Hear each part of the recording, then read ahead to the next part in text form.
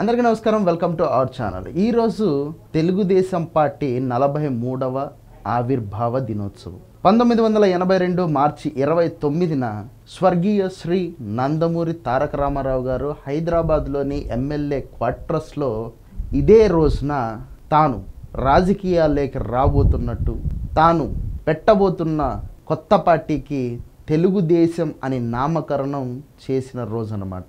ఈరోజు తెలుగుదేశం పార్టీ పుట్టుక దగ్గర నుంచి ఈ 43 సంవత్సరాల్లో ఎన్నో విప్లవాత్మకమైనటువంటి నిర్ణయాలు, ఎన్నో సంచలనాత్మకమైనటువంటి మార్పులకు నాంది పలికింది ఈ తెలుగుదేశం పార్టీ.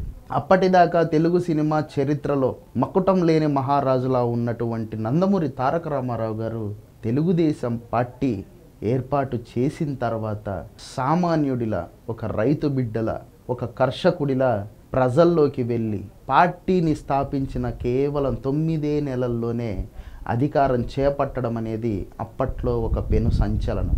అప్పటి నుంచి ఇప్పటిదాకా అంతకు ముందు కూడా ఎవరికీ సాధ్యపడినటువంటి గెలుపు ఆ రోజు నందమూరి తారక రామారావు గారు అందుకోవడం జరిగిందనమాట.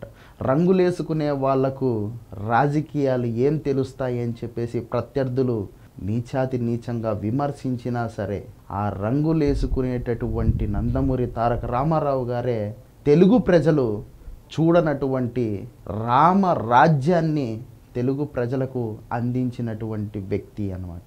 నందమూరి తారక రామారావు గారు ముఖ్యమంత్రిగా ప్రమాణ స్వీకారం చేసిన తర్వాత 2 రూపాయలకే కిలో బియ్యం పథకాన్ని ప్రారంభించడం జరిగిందనమాట.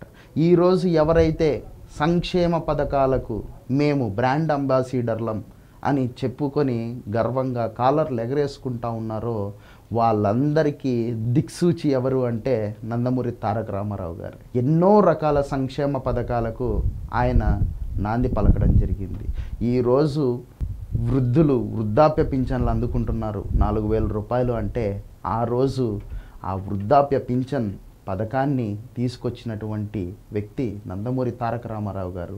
అంతేకాకుండా రైతులకు 50 రూపాయలకే హార్స్ పవర్ కరెంట్ ఇవ్వడం అయితేనేమి, ఆడపిల్లలకు కూడా ఆస్తిలో సమాన వాటా హక్కు చట్టం చేసినటువంటి వ్యక్తి నందమూరి తారక రామారావు గారు. అది అప్పట్లోనే పెను సంచలనమయ్యింది. ఆడపిల్లలకు నందమూరి తారక రామారావు గారు ఒక అన్నగా ఇచ్చినటువంటి పుట్టింటి సారె అని చెప్పేసి ఈరోజు మహిళామణులంతా గర్వంగా చెప్పుకునేటటువంటి పరిస్థితి అన్నమాట. అభివృద్ధికి కూడా ఎంతో దోహదం చేసినటువంటి వ్యక్తి అన్నమాట. నందమూరి తారక రామారావు గారి తర్వాత ఆ పార్టీకి అధ్యక్షులైనటువంటి నారా చంద్రబాబు నాయుడు గారు అయితే దాదాపు 9 సంవత్సరాల పాటు ఆయన ముఖ్యమంత్రిగా ఉండి హైదరాబాద్ అనేటటువంటి నగరాన్ని ప్రపంచ నగరంగా తయారు చేయడానికి ఆయన వంతు కృషి చేశారన్నమాట. సైబరాబాద్, హైటెక్ సిటీ లాంటి టెక్ పార్కులను నిర్మించడం ద్వారా హైదరాబాద్ నగరాన్ని విశ్వవ్యాప్తం చేసినటువంటి వ్యక్తి చంద్రబాబు నాయుడు గారు అయితే ఆ ప్లాట్ఫామ్ని క్రియేట్ చేసింది తెలుగుదేశం పార్టీ. ఇక రాష్ట్రం 2 ముక్కలు అయిపోయిన 2 రాష్ట్రాలలో కూడా తెలుగుదేశం పార్టీకి ఆ అభిమానం కానీ ఆదరణ కానీ ఎప్పుడూ ఏనాడు తగ్గలేదు.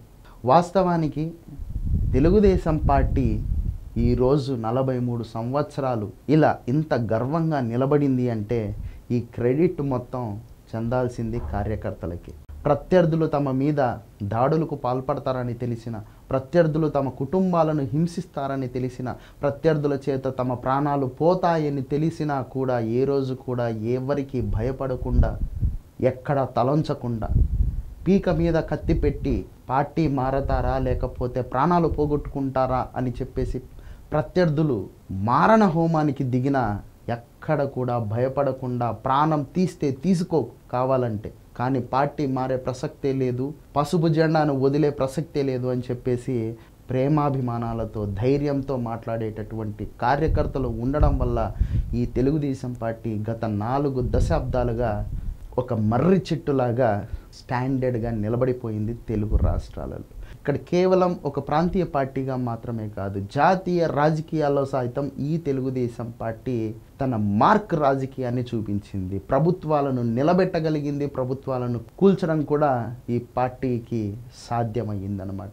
దేశంలో ఇన్ని ప్రాంతీయ పార్టీలు ఉన్నాయి, ఏ ప్రాంతీయ పార్టీకి ఇంతటి ఘనమైనటువంటి చరిత్ర లేదు. ఏ ప్రాంతీయ పార్టీకి కూడా ఈ తెలుగుదేశం పార్టీకి వచ్చినన్ని అవకాశాలు రాలేదు. సో ఇది ఒక రకంగా చెప్పాలంటే తెలుగుదేశం పార్టీకి మాత్రమే దక్కినటువంటి ఘనతలు అన్నమాట. ఇది తెలుగుదేశం పార్టీకి మాత్రమే ఉన్నటువంటి చరిత్ర ఇది. దాదాపు 1 కోటి మంది కార్యకర్తల భుజాల మీద ప్రతి నిత్యం ఎంతో గర్వంగా రెపరెపలాడుతూ తిరుగుతున్నటువంటి జెండా పసుపు జెండా అయితే తెలుగుదేశం పార్టీ తెలుగువాడి ఆత్మగౌరవం, తెలుగుదేశం పార్టీ తెలుగువాడి ధైర్యం, తెలుగుదేశం పార్టీ తెలుగువాడికి గౌరవం, తెలుగుదేశం పార్టీ తెలుగువాడికి ఒక ఐడెంటిటీ. ఈ తెలుగుదేశం పార్టీ అనేది తెలుగువాడి నరాల్లో జీర్ణించుకుపోయింది. తెలుగు రాష్ట్రాలలో, తెలుగు రాజకీయాలలో ఎన్నైనా రాజకీయ పార్టీలు ఉండొచ్చు,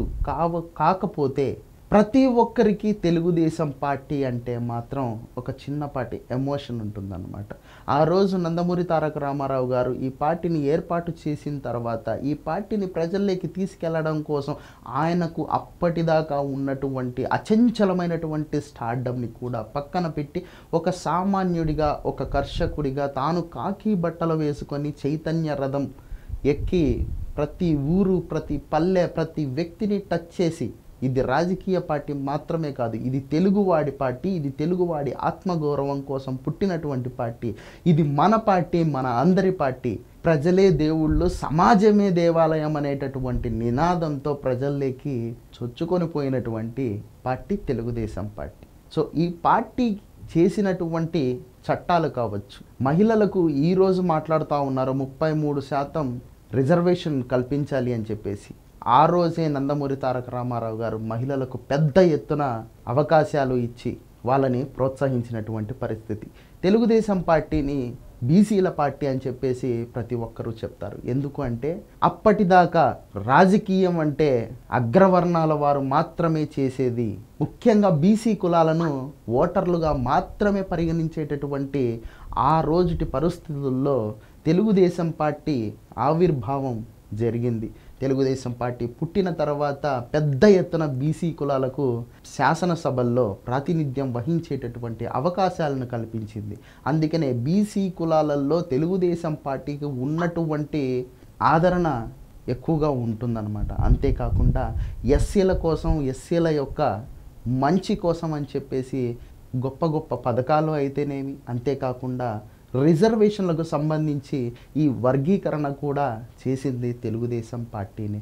అంతేకాకుండా తెలంగాణలో ఏదైతే పటేల్ పట్వారీ వ్యవస్థల ద్వారా ప్రజలు నష్టపోతూ ఉన్నారో అటువంటి దారుణమైనటువంటి వ్యవస్థలను రద్దు చేసింది కూడా ఇదే తెలుగుదేశం పార్టీని.